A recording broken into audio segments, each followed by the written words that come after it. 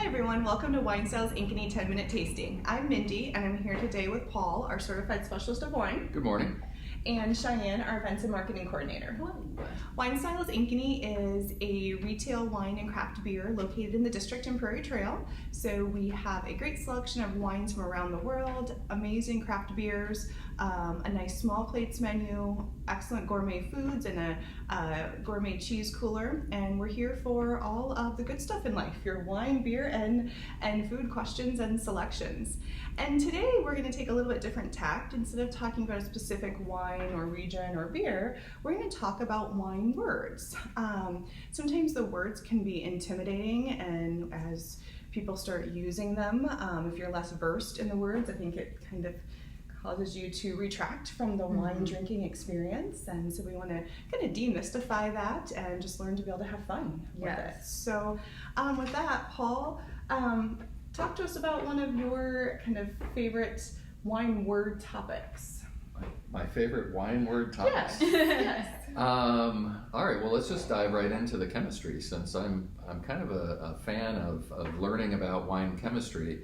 Let's talk about malolactic fermentation. Ooh, butter.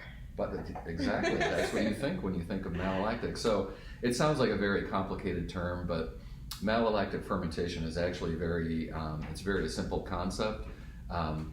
After the wine goes through its alcoholic fermentation, so the yeast convert the sugars to alcohol, there's a second fermentation by a bacteria that changes one of the acids called malic acid to a kind of a softer, smoother acid called lactic acid. So malolactic fermentation really just takes the bite, the edge off the acid. And almost all red wines go through malolactic fermentation, and some white wines do too. Cheyenne, how about you? What's another wine word that you get excited about?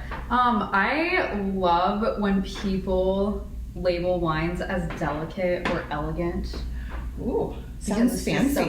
just so fancy. But does it mean anything? So if somebody says a delicate wine, it's more so referring to the weight of a wine. It's going to be something nice and light. I would think of either a really light Pinot Noir, so something out of Germany, or a really light Sauvignon Blanc, so something out of California. And then elegant, that kind of goes to something with finesse and balance. Okay. And I like to think of a ballerina with that. Ooh. So Okay, I'm anxious to see where you go with ballerina and wine. It's just very refined. It's not rustic. It's not like you're doing the tango or something. It's just very smooth. Something that is very elegant. That makes sense. So a word that you mentioned, Paul, balanced. So she mentioned when she thinks of something that's delicate or elegant, it's more balanced. In the wine world, what does balanced mean?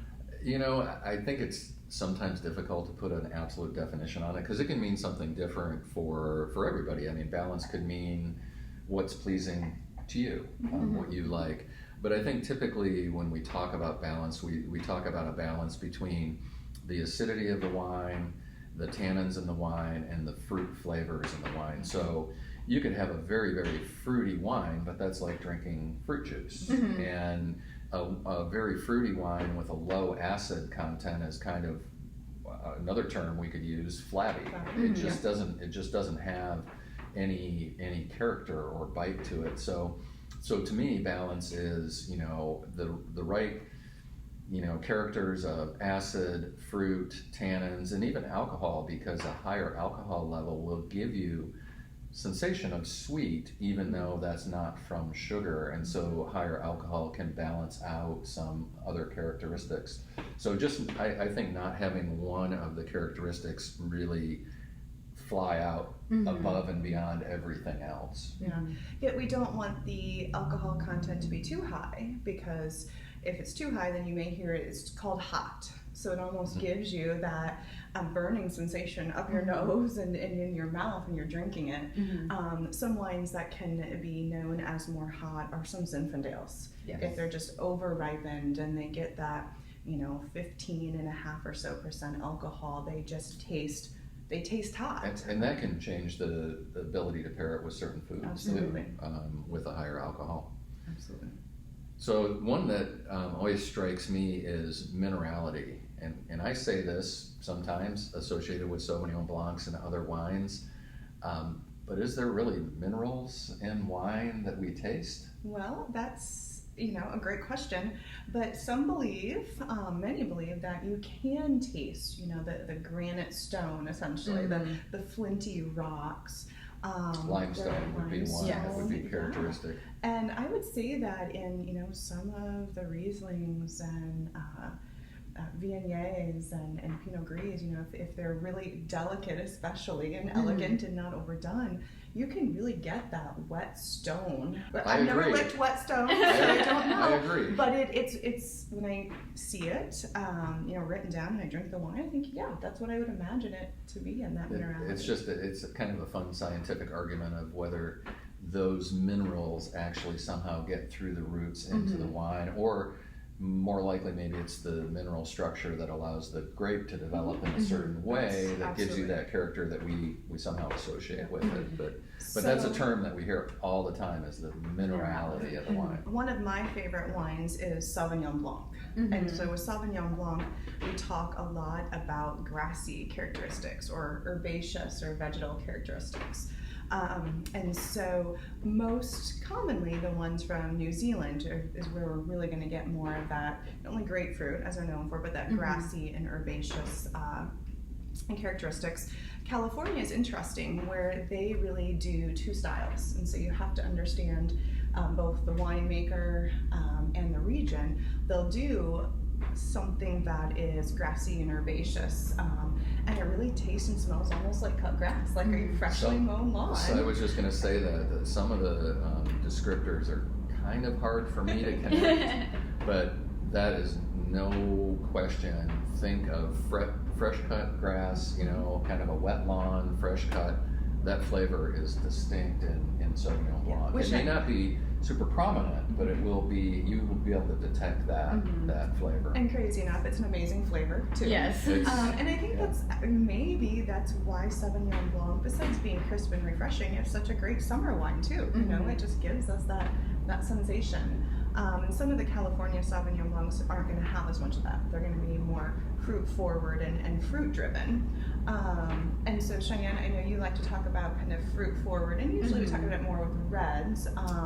But talk to us a little bit about what that means. Fruity, fruit forward. Yeah, something that's going to be fruity or fruit forward is it describing the aroma that's similar to fruit. So if I say something's fruity, I'm usually thinking of berries, because one, I love berries, and that's what I always eat. And it's never relating to sweetness. Right. A lot of people hear me say fruity in the store, and they automatically think, oh, this wine's going to be way too sweet for me. I'm not going to even consider it. It's not like rhubarb wine. No. That's not what we're talking about. No, it's actually just, that's the best descriptor word for it.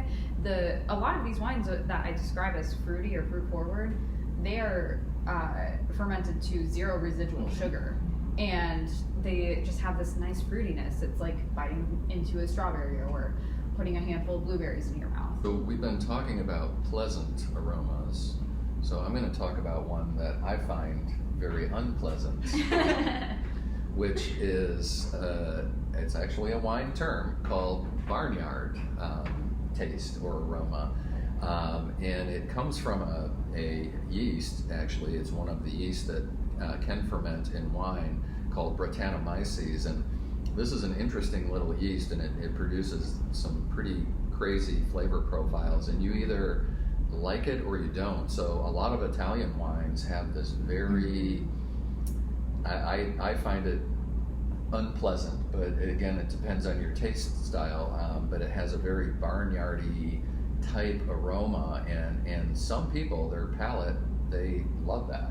I actually love it. Maybe it's because I'm a farm girl, but I've actually read a couple of articles where people who grew up on farms really gravitate towards barnyardy. You must get used to it. So, but Brettanomyces is not.